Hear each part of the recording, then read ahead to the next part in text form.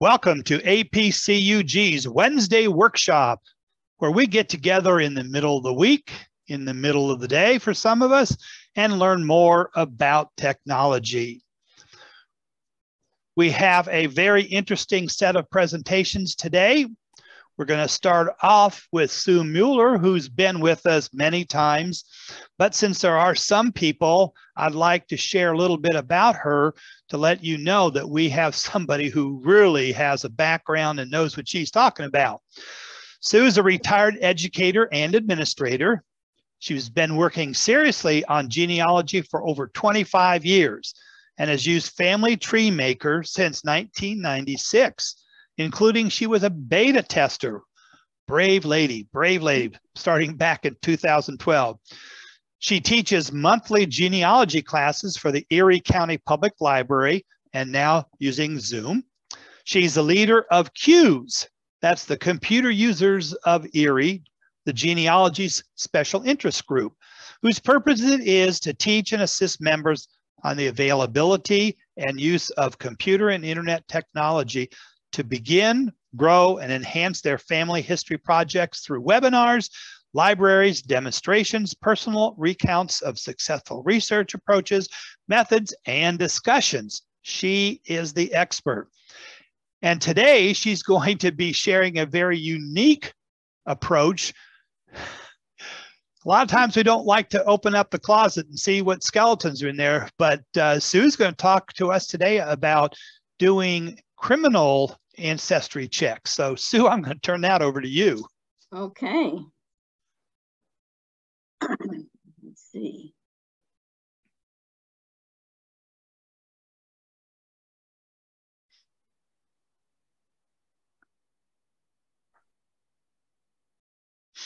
Okay. Even if you think you don't have any criminal ancestors, you may find clues to your family histories. Criminal records, you think somebody was convicted of a crime, but that's not necessarily so. Say granddad was arrested during Prohibition. He may have been fingerprinted, had mugshots. He eventually was found not guilty, but there's still going to be records existing. And we'll also discuss how if women didn't behave back in the 1880s and even the early 1900s, they may have criminal records just because they didn't obey their husbands. So I'm going to talk about how you can find at least that somebody was incarcerated on census records, the kinds of criminal records that exist, which include court records and prison and jail records, and if someone was executed, those records, and mugshots. Newspapers may be your best shot at finding out about your criminal ancestors, what you can find. And then I'm also going to do a little bit about institutional records because people were institutionalized, sometimes called criminals that really weren't. So prisons and institutions were generally enumerated, so it would be a census schedule for them. And they would just list everybody that was in the institution. It's quite possible that in the year of the census, you have a relative who was in an institution, but he's also enumerated at home. The family still lists him. So don't give up looking if you find him one place or the other, because he may be in two places. He or she.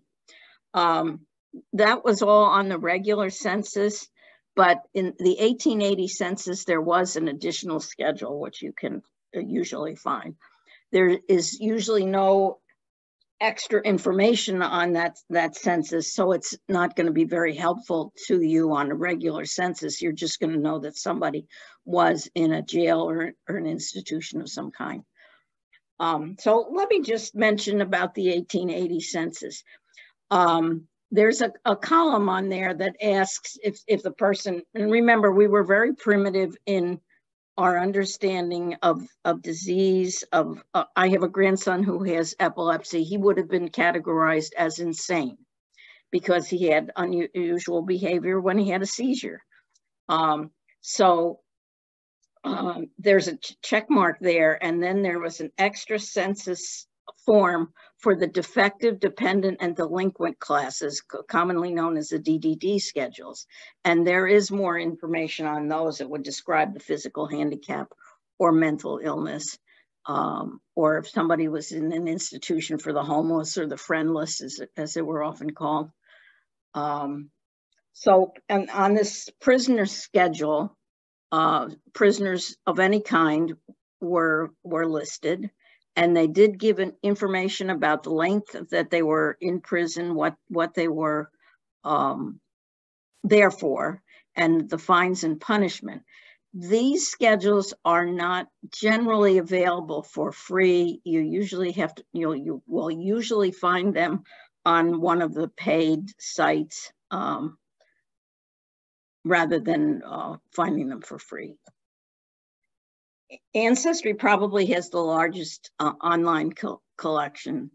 Some states had schedules themselves, and you may find them on the National Archives or in the Mormon Family History Libraries on microfilm, in state archives, but not easily available online.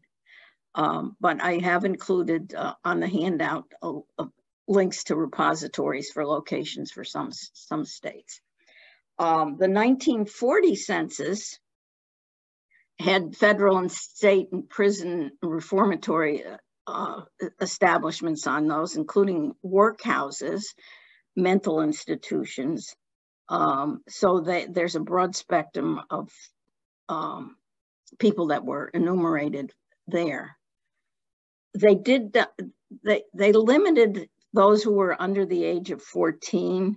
So a lot of children who were in orphanages or homes for dependent or neglected children, obviously these are not prisons, but it was some kind of institution.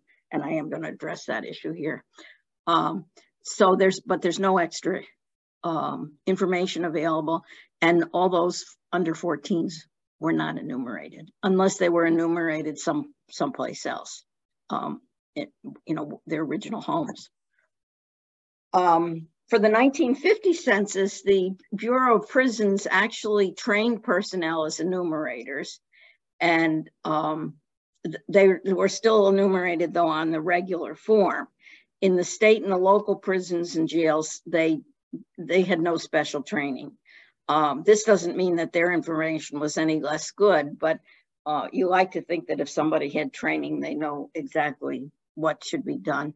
There was every census had a particular date. They've arbitrarily chosen April the 1st as that date for the release of the census. But if somebody died after the date of the census, he or she was not to be included in the census, and not everybody adhered to those rules. So you can't, if somebody is on the census or not on the census, that's not a guarantee that he or she was alive on the date of the census. So what kind of records are available? Well, there's arrest reports, and these aren't generally going to be readily available online. Court records, more likely to be online than some others. Probation records, less likely to be readily available online. Execution records, probably newspaper would be a better source. And the same thing with if somebody was incarcerated, more likely to see it in the newspaper than to have those records be readily available for you to research from home. Mugshots, there are a couple of sites that have mugshots on them. Current criminal records are easier to find than the old ones because they want you to watch out for the bad guys. So criminal records actually are more detailed than your general ancestor records because they will have a physical description and often a picture of the person. And then that would also contain any distinguishing marks that that person had, although the old ones still use tall or short or dark, which, that's all in your frame of reference. So I'm 5 foot tall, so, almost everybody looks tall to me. but to somebody who's 6 foot, that's not the case. So these are the kinds of court records that you'll find. The dockets are the calendars of the court. The minutes are the court actions. The orders or judgments made by the court. Those are the most likely that you're going to find online. And case files. And they might have helpful genealogical information on them. But remember, these records are less likely to be readily available online, unfortunately. There is a site called BLACKSHEEP ANCESTOR'S, which focuses on people who got in trouble, and that has a lot of good resources, and they're broken down by states so they can, it's easily searchable. Not a huge website. They don't have a huge. This is the Rosa Parks arrest record, which is online in case you were interested in seeing that. So your prison record would have a description of the crime, then sentencing information, and the physical description of the criminal. Not much as far as, husbands, wives, children, that kind of thing, and less likely to be digitized and readily available. And it will in general have a picture, and it'll have a front view and a side view, and maybe even a little number down underneath it. So these are the kinds of things that you can find in that, and it gave an actual height and weight usually instead of just short or tall. That's so frustrating when they on draft registration when they use short or tall to me. I have someone in my tree who changed his name and had 2 wives. So he had a wife in Michigan and a wife in Pennsylvania. And ultimately I connected with descendants from both branches of the family, and they did the DNA test and did discover that the person of those 2 names was the exact same person. He had some distinguishing, it was a thumb that wasn't complete or some deformity on his hand. He died in 1962, so the people that I was in contact with actually remembered him. And he had 2 children born in 1920, one in Michigan and one in Pennsylvania. So he's an interesting character. And here's he wasn't actually arrested for bigamy. He was arrested for non-support for one of his families. So that's the criminal record, and I had to pay to get that. I don't know that it's online even yet. So you're most likely to find an index only rather than the actual record. And even if you don't subscribe to Ancestry, Ancestry will allow you to look at a lot of their indexes, and then it'll give you an avenue, a direction to know that you can purchase the actual records. There's no interest in digitizing these old records, unfortunately. So your probably best bet is to find an article about the crime in the newspaper. And remember, back in the day, they reported everything in the newspaper, all the gory details, because that was the way that people communicated. There's actually a site called Get Grandpa's FBI File. It's not limited to just men, and it's another small database that they have, but it's an option for you to look at. You probably do not want to do a general search on. You probably want to go to a topic rather than a person first, because you're more likely to be able to find things. And I mentioned before that most subscription sites will let you search for free. So MyHeritage and Ancestry, that are 2 of the biggies. You can search by topic there and then zero in on a person within that collection.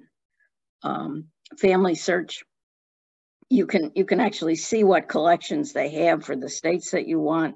And I'm going to encourage you to use the catalog, which is not indexed yet. And I'll talk about how to access that in a minute here. So once you get into a record collection for prison, that's when you're going to start to look for a name. Sometimes names are transcribed incorrectly. They're not indexed right.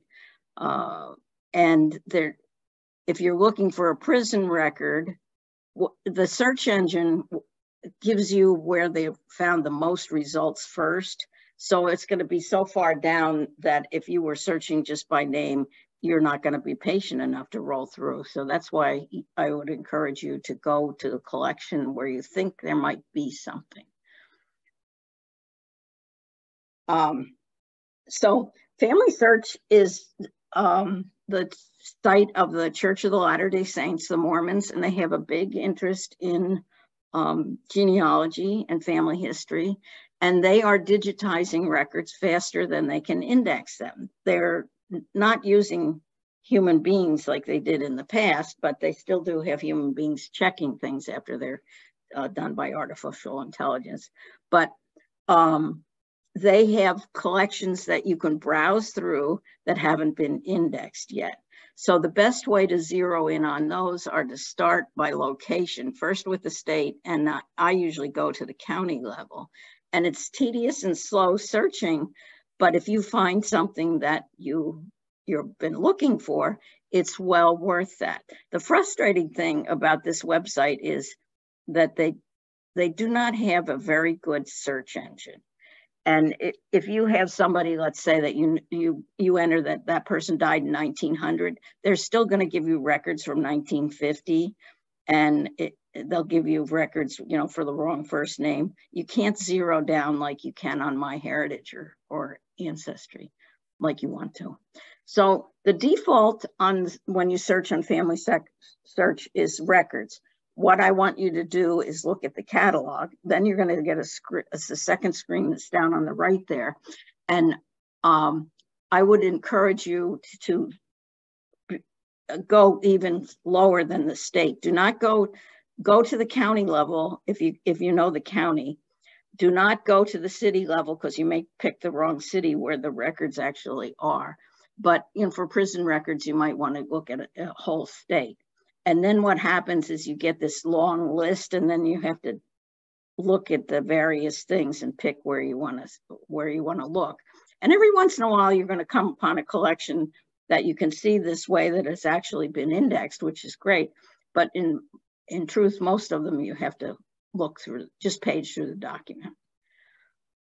So some of the categories that you might want to consider are correctional institutions, court records, newspapers, orphans, orphanages, obviously depending on what you're looking for, poorhouses, poor law, those kinds of things to look for the records.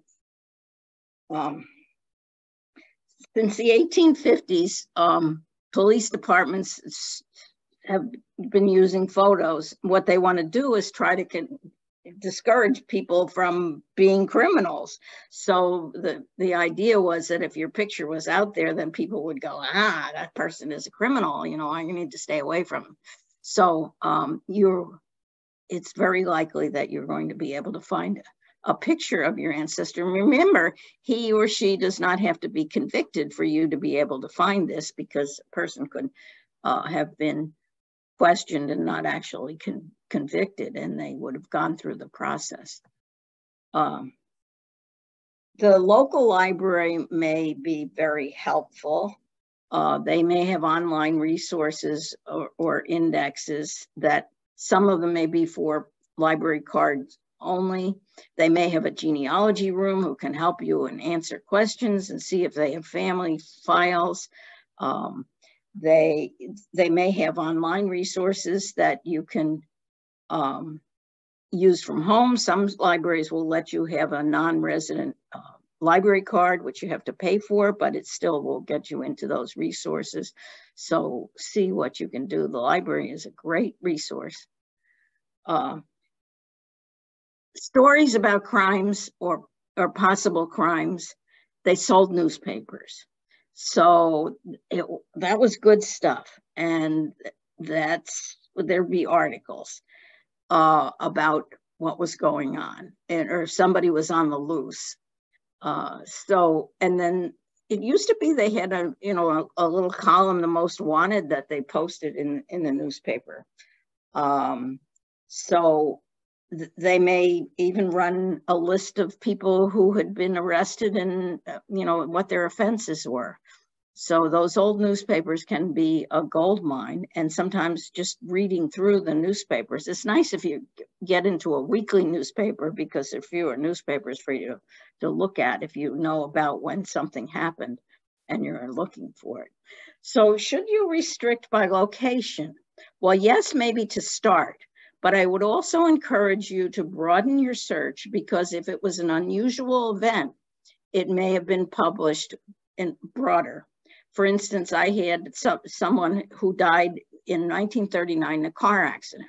That was unusual in 1939. And it was published around this, it happened in Ohio, and it was published in several other newspapers. So if it's an unusual event, then broaden your search and see. It may, the event may even have been discussed without identifying names if it was exciting.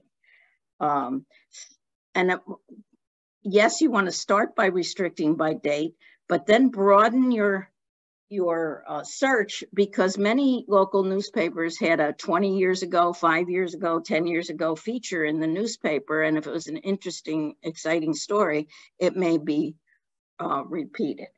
And back before we were concerned with people's privacy, they published all the details. If there was a suicide, I mean, they talked about, how someone was found hanged in the garage or whatever. I have a great-great-grandfather who was hit by a train in 1909, and I thought that would be front page stuff. No, it wasn't, because it was very common to be hit by a train in 1909. So think of the times and what was going on for when you do your search in the newspapers. So where can you find historical newspapers? I think 32 of our states now have a historical newspaper site. It's usually run by a university, and it usually includes newspapers that are out of copyright, which would be before 1926. But that will certainly help with your research, and there's some links to those on your handout. Cindy's List is a great place to look. When she first started, she did links to free sites. Now she has links for fee sites also, but they're plainly marked, and you can use that. It's like a great big card catalog. It's like the old library card catalog to find things there. Chronicling America is the Library of Congress newspaper sites. They have an incredible search engine. If something's there, if they have it digitized, you're going to find it. I guarantee it. They do have some newspapers to 1963, but they have to have permission if they're still in copyright to do those. So it's limited. The bulk of them are from 1836 to 1925. They also have an index of when newspapers were published, which is helpful to you, and they will tell you where the collections are also. And that's what this is. If you know that you're looking for a newspaper, this tells you, when the newspaper was published, and then the libraries that have it and the form that it's in. And I don't know how up to date that is. I don't know if they're still making changes to that. So when does something become public record? Well, census and military records are controlled by federal law. And the federal law says census records are 72 years. And I told you that they arbitrarily picked April the 1st as that day. That means that in 2032 on April 1st, the 1960 census will be available. Military records, 62 years after the person has left the service. They don't do that on an individual basis. It's done rolling. So, even though somebody left, it's when that era of people left before those records are released. The other things below are the generally accepted genealogical standards. That doesn't mean that the states adhere to those things, but that's when things become available. And marriage licenses and newspapers, you know, are part of the public record when they're accomplished. Once a will is probated, then it becomes public record. So you could go down, and if you were just nosy, you could go down to the courthouse and see it. Remember, though, that anything that's been digitized, the quality of the original copy is going to limit how easy it is to be searched. And we know that it's the machines that have indexed those things, and so they need to see clear copy to be able to find things. You can narrow by date, and I explained why you want to broaden your search if you don't find something originally, and if there's a keyword about the crime, that you'll use that, and you may have better luck with that than the person's name.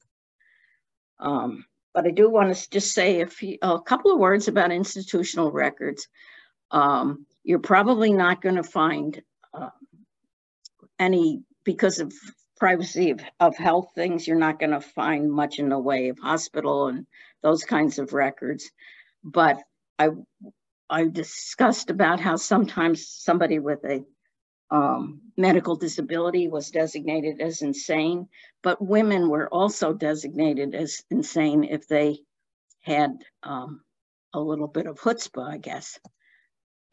So they may have been, people may have been institutionalized for a lot of reasons in asylums, the mentally ill, poor houses, the friendless people, the homeless people, orphanages, children without parents, you know, people that were institutionalized for no fault of their own.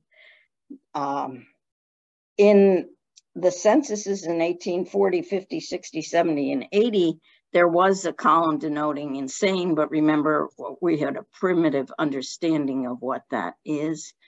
But if there's a check mark in those, that might indicate that you could find other historical records. And I mentioned before about the 1880 census that there is another schedule, another form, but most likely that's going to be on a paid site. So wives or daughters who did not obey, they were oftentimes incarcerated or put in an institution. People who were alcoholics or depressed or just acted out of the norm. They may have been institutionalized or even put in prison when they committed no crimes. Many sane women were institutionalized because their husband wanted a way to get rid of his wife, or if they were outspoken or didn't toe the mark. And in some states, the husband could divorce his wife on the grounds that she was institutionalized. So if a man couldn't sell his land without release of the dower, and what the dower is if a wife is entitled to one or was entitled to 1/3 of the estate, a man's estate, and he might try to have her declared as insane or incompetent. And so, you know, women who had postpartum blues or were bipolar, and they had mental illnesses that are now controlled by medicine, they might have been institutionalized or even incarcerated.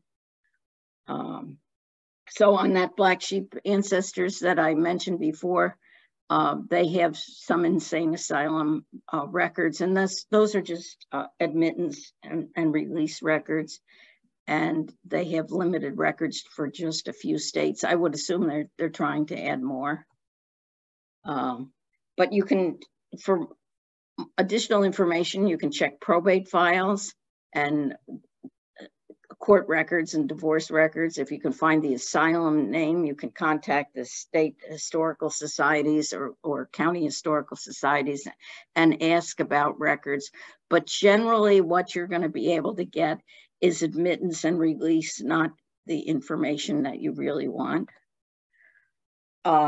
You can if you're not even sure of the name of the institution or how you can find it, or if you're looking for poorhouse or other institutional records, and you know where the institution existed, you can fill in the state and the county, and then search for the column that has the occupation for inmate. Not all census records will allow you to search that column, but that's a way. Sometimes I've just paged through, you know, if 30 or 40 for a county or a town, I've been known to page through those looking for something.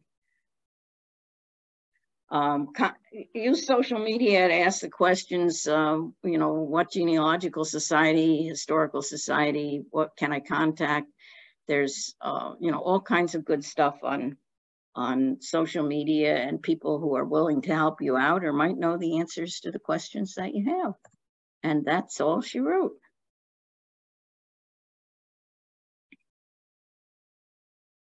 Questions, Judy? That was so thorough. I don't have any questions, but Bill James has a comment. Okay.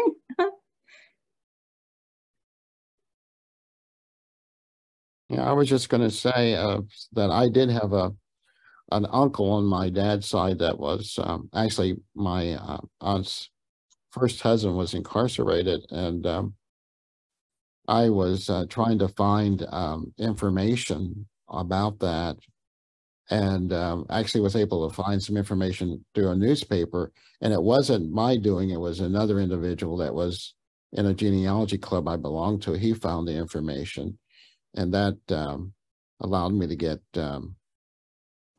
everything I needed. Plus, the only photo I have of my uncle is actually the mugshot. So I cropped it to make it look a little bit look like it. more presentable. But I do use that photograph. So, but it's difficult. Those people just kind of fall into a dark hole and you can't find them. So your presentation was very enlightening. Thank you. Mm-hmm. Thank you. Are there any more questions for Sue? This is your chance. Use the reaction and raise your hand if you do, and we can find you to let you speak. It was good. Oh, I do have a question, and this is not in my case, but what about if the prison facility or the jail no longer exists? What would how would you Then go? your best bet probably is to call one of those genealogical societies and ask where the records ended up, because they're usually put in a central repository. You know, moved on. It's the same when cemeteries are no longer, but sometimes tracking those down are difficult, and sometimes, you know, they got lost in the shuffle. Prison records are better than jail records. Jails would be your, you know, county facilities. And those remain public records, right? Yeah, but they're not. Nobody has an interest in digitizing those, you know, for our historical interest, unfortunately. So, you know, and I don't know that they'd invite you in to, you know, paw through their dusty boxes either. Diane has a question. Go ahead, Diane. Oh, hi, thank you. Thank you, Sue. That was very interesting. It's nice to see somebody bring that to light. Personally, I've been starting my ancestry for health records, basically, that are facing us. And my grandmother was institutionalized because of menopause. Mm-hmm. I think that happened to so many women at that time.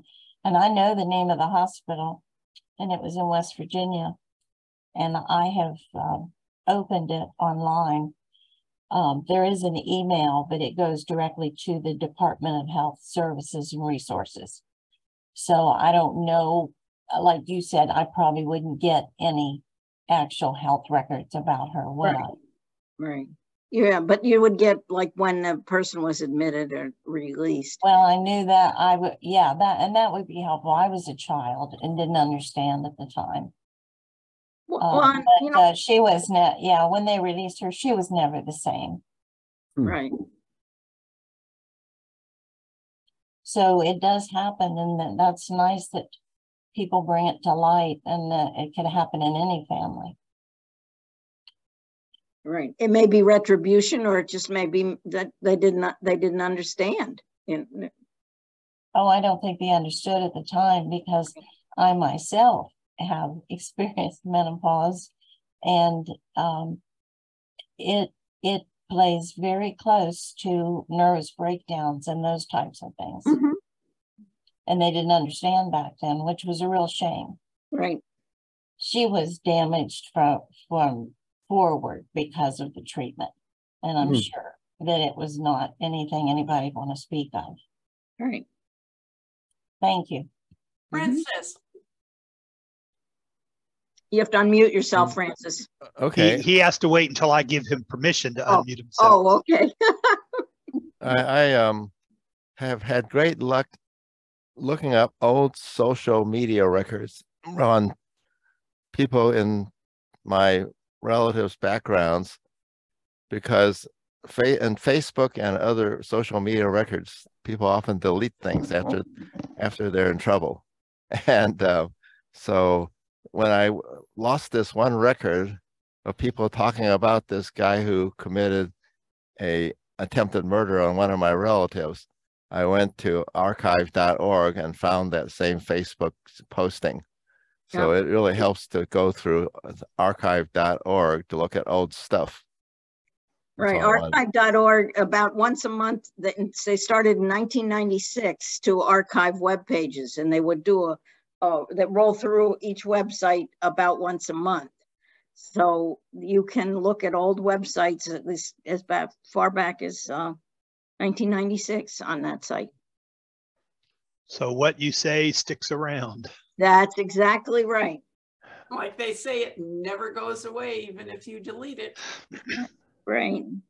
Anyway, Sue, thank you so much for a great presentation. We appreciate it. Thank you.